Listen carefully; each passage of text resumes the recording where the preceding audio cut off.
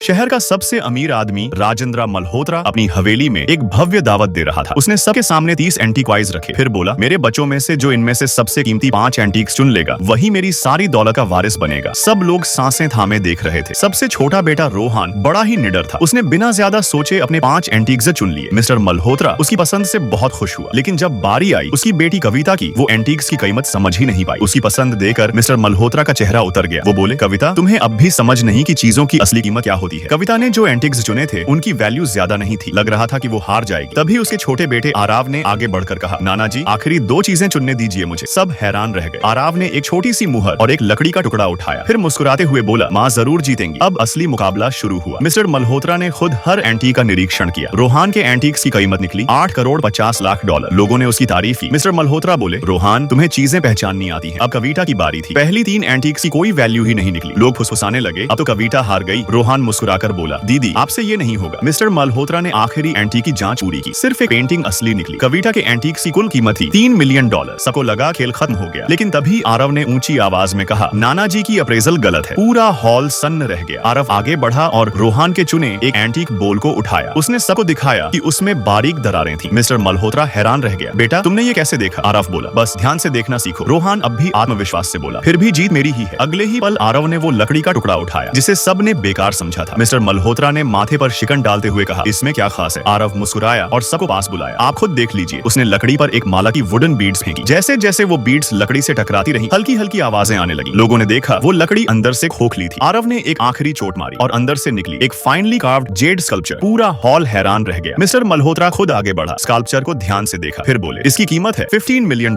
सभी ने ताली बजाई। आरव ने गर्व से अपनी माँ की ओर देखा। कविता अब हारने वाली बेटी नहीं रही, वो बन चुकी थी नए वारिस।